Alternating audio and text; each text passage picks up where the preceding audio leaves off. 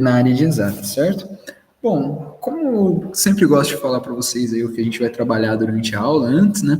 Hoje a gente vai estar falando aí sobre reações de oxirredução, depois eletrólise e pilhas, né? Pilhas de Daniel, que foi a primeira pilha aí, acho que é interessante vocês darem uma olhadinha nisso. E por fim, aplicações, né? Por fim, não. A gente ainda vai fazer mais alguns exercícios aí, mas nada demais, pessoal. Bom, voltando aqui do início, que eu acho que eu confundi. Reações de oxirredução. O que elas são, né? Uma reação de oxirredução ela é caracterizada aí pela perda e ganho de elétrons, certo? Sempre pela perda e ganho. Nunca vai ser ganha e ganha ou perda e perda. Sempre tem uma troca aí. Bom, isso quer dizer que ela ocorre em etapas, certo? Então, a primeira etapa aqui no agente oxidante, o agente redutor, que vai ser oxidado, e depois no agente oxidante, que vai ser reduzido. O que acontece? Sempre vai ter alguém que vai oxidar e sempre alguém que reduzir. Como é que você descobre quem que é esse alguém? Quem que está recebendo elétrons? Quem que está perdendo elétrons? Simples. Quem está perdendo elétrons está oxidando e quem está recebendo o elétron está reduzindo. Bom, reduzindo. Por que reduzindo? Eu ganhei elétron e estou reduzindo? Sim, porque o elétron é negativo. Então, se você está recebendo algo negativo, você reduz, certo? Bom, esqueminha para vocês lembrarem aí, né? Agora, a aplicação prática aí da oxirredução, né? O que dá para fazer com isso? Pilha e eletrólise, por exemplo. Eletrólise é algo quando não acontece aí de forma espontânea, né? Então, se o DDP é negativo, a oxirredução ali você tem que entregar energia para ela acontecer ali. Então, a eletrólise, você tem que entregar energia para que a oxirredução funcione. Já a pilha, ela acontece de forma espontânea. Então, você tem uma oxirredução lá e isso gera energia, certo? Bom, a eletrólise, então. Aí a gente tem um esqueminha de um eletrolisador de sódio, né? De cloreto de sódio, NaCl. Isso daí é a eletrólise mais básica, a eletrólise mais comum, né? Você precisa de uma fonte externa aqui para que a oxirredução aconteça, certo? E basicamente isso daqui produz gás cloro, certo? Então você dá energia para que aconteça a oxirredução para que você tire o gás cloro, por exemplo, entendeu? Outro exemplo, certo? É o gás hidrogênio, né? Que é atualmente produzido por eletrólise. Você pega a água ali, né? Dá um DDP positivo ali para ela, ou negativo, né? Você fornece energia, vai quebrar a molécula da água, assim você tem o gás hidrogênio e oxigênio também, né? Então, aqui uma curiosidade que eu coloquei para vocês, né? A Air Liquide, uma empresa francesa, aí, ela finalizou a construção do maior eletrolisador do mundo. Produz, a partir de agora, 8,2 toneladas de hidrogênio por dia. Assim, economizando cerca de 27 mil toneladas por ano de dióxido de carbono evitadas, né? Porque normalmente é feito por derivados de petróleo a produção de hidrogênio, né?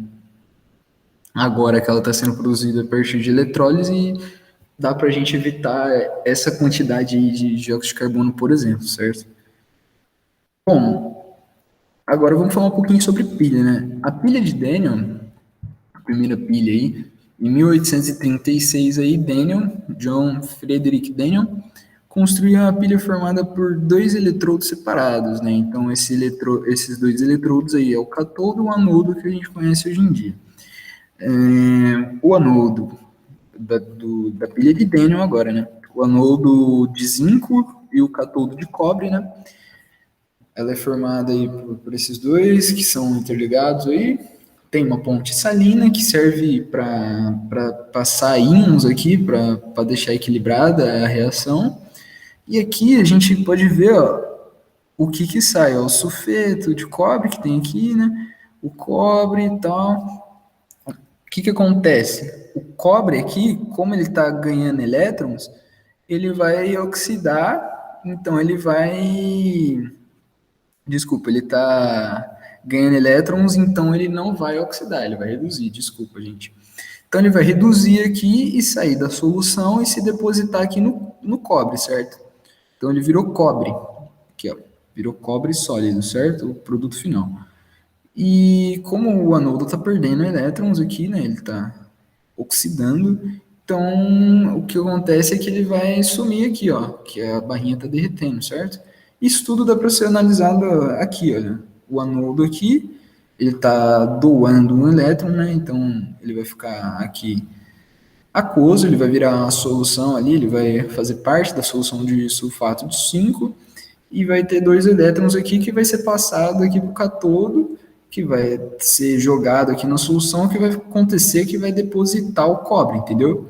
Uma relação aí de duas pontas, certo? É oxirredução. Bom, qual que é as aplicações para isso, então? Muita coisa, gente, muita coisa dá para ser feito com isso. Entre elas aí tá a fabricação de diversos aparelhos eletrônicos, né? Como, por exemplo, o carregamento de baterias, aí baterias em si já é um dispositivo eletrônico, né? Mas não só o carregamento, a descarga da bateria também, o processo de oxidação, né? Galvanoplastia, né? Que é o revestimento de peças de ferro e aço com zinco metálico, ou pode ser ouro, dependendo se for uma joia banhada, e ela é feita por galvanoplastia também, certo? Que é você pegar uma peça de aço e deixar uma fina camada aí por eletrodeposição, né? De o que você quer. Pode ser zinco, pode ser cobre. Mesma coisa que aconteceu aqui, olha, gente, tá vendo? O cobre aqui, ele se eletrodepositou aqui em cima, né? Então você pode fazer isso com outros materiais também, é uma das aplicações. E diversos tipos de aplicação na indústria química. Fala um exemplo dessas aplicações. O próprio exemplo do hidrogênio, certo? Ele já é um insumo químico aí, então você utilizando esses processos aí, você otimiza também a produção do insumo químico, certo? E agora vamos para a hora esperada aí, que eu sei que vocês estão super ansiosos, né? Vai ser os exercícios. O primeiro exercício que eu separei foi um exercício bem molezinho aqui, bem paia, para a gente começar aí com o pé direito, né? Que é um exercício da FUVEST. Eu não coloquei o ano aí, mas é de 2016 aí, para quem está perguntando. Então tá, vamos lá, né? Numa pilha do tipo comumente encontrado nos supermercados, o polo negativo é construído pelo revestimento externo de zinco, certo? A semi-reação que permite ao zinco funcionar como polo negativo é... E aí, vamos ver junto aqui qual que é. Bom, Zn mais um elétron que ele perdeu aqui, por isso que está mais, né? Normal, igual a Zn, certo? Isso aqui, ok, né? Não está correto, né? Porque não tem como o zinco perder um elétron só, né? Por causa de camada de valência ali da última, né? Então, aqui, 2 elétrons, positivo, né? Mas 2 elétrons, com os 2 elétrons, certo? Aqui, zinco, formou zinco, não tem o mesmo erro da primeira, né? Ela não consegue oxidar ela não consegue oxidar um elétron só. Bom, o zinco, formando 2 elétrons ali. Peraí que eu quase caí da cadeira aqui, gente, desculpa. Então, o zinco, ele vai reagir, oxidar, né? Formar zinco 2, quer dizer que ele tem 2 elétrons faltando ali na última camada, e mais 2 elétrons, que é o que está faltando na última camada do zinco, né? É assim que se escreve, gente. E isso daqui não tem nem lógica. Essa aí não tem nem lógica, não sei por que tá assim, né? Mas foi isso, né? O que caiu na FUVEST. Bom, a nossa resposta é D, então, certo? Por quê? Porque o nosso zinco, né, numa bateria comum, que é a de Daniel, eu vou até voltar lá, gente, para vocês verem o que está acontecendo com o zinco de fato, né? O zinco, aqui, ó, como é que tá ali, ó, igualzinho a letra D, certo? O zinco, ele está doando elétrons, né? Então ele vai ficar 2 positivo. Por que 2? Vamos discutir esse por que 2, certo? porque senão aqui também poderia estar correto, certo? Um minuto. Opa, passei, agora. Senão aqui também poderia estar correto, certo? A letra B é igual, só muda a ordem. Bom, aconteceu a ordem, né? A ordem é que ele está perdendo elétrons, ele está. Tipo comum, o polo negativo é constituído pelo. Bom, então ele está perdendo elétrons, então ele está oxidando, certo? Nossa, esses nomes se confundem mesmo, pessoal. Tem que pegar a prática mesmo. Tá, ele está oxidando, então a gente sabe que é a letra D, mas por que que não é a outra? Por quê? Porque aqui tá zinco com positivo e tem um elétron ali. Também tá. Por quê, meu rapaz? Minha jovem? Aqui tá uma tabelinha aqui dos últimos elétrons, certo? Aqui, primeira camada, fechou dois. Segunda camada, fechou aqui os dois. Terceira camada, fechou todas. A quarta camada do zinco, ela está incompleta. Então, ela vai perder esses dois elétrons aqui. Por isso é dois, não um, porque é dois aqui. Sempre é de dois em dois, ou seis, ou 10, sempre, certo? Bom, vamos para o próximo exercício então, né? Separei dois exercícios mais elaborados aqui pra gente. O primeiro, quer dizer, o segundo, né? O primeiro é mais elaborado.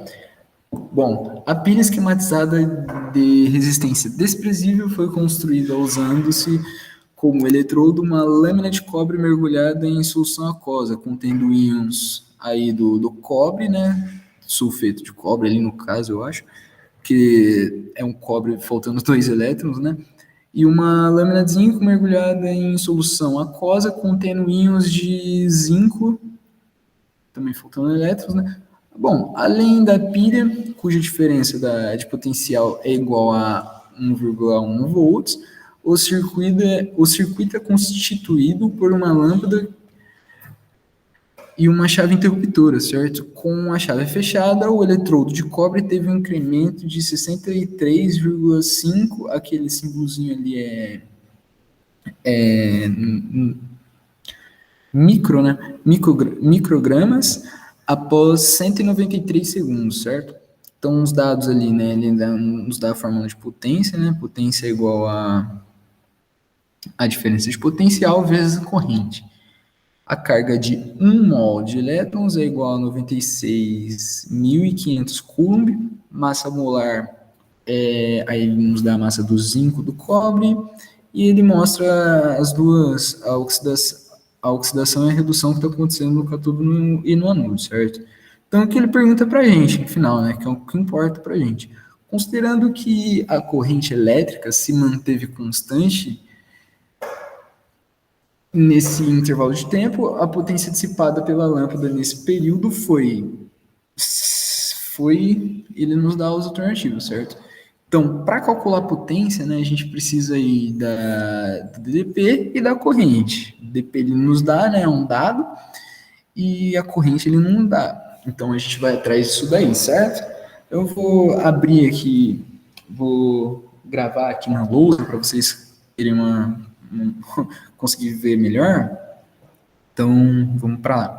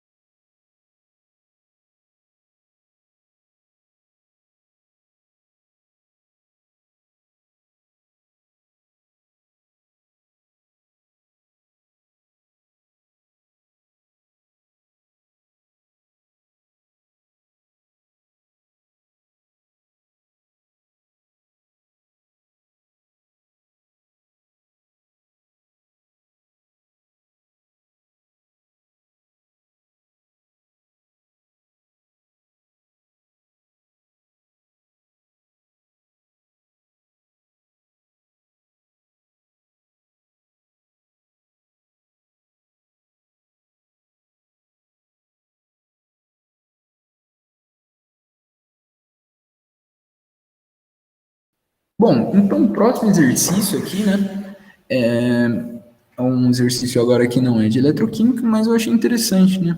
Só para não ter medo mesmo de nada de química, certo? Então, a imagem, ela mostra o primeiro avião aí do mundo movido a etanol, né? Ele nos dá a fórmula química ali do etanol. Bom, o avião agrícola Ipanema, né, de fabricação brasileira, Embraer, certo? Ele dá até a fonte ali da imagem. Então, considere que a velocidade de cruzeiro dessa aeronave seja de 220 km por hora, né? Então, a velocidade de cruzeiro aí é a velocidade normal dela, digamos assim, né? Então, e o consumo, né, de combustível nessa velocidade é de 100 litros por hora, né? Então, ele faz aí, digamos assim, 220 quilômetros com 100 litros de etanol em uma hora, né? Bom, digamos que cada litro de combustível contenha 0,8 quilos de etanol e que a combustão esteja completa, né, seja perfeita, em um percurso de 110 quilômetros, a velocidade de cruzeiro constante, a massa de dióxido de carbono lançada ao ar devido à combustão em quilos é próxima de... Tá, então como é que a gente vai fazer isso, né? Aí já é um exercício de termoquímica. Bom, então vamos lá, né? Vamos começar. Então eu vou voltar para a lousa agora e a gente vamos desenrolar lá, certo?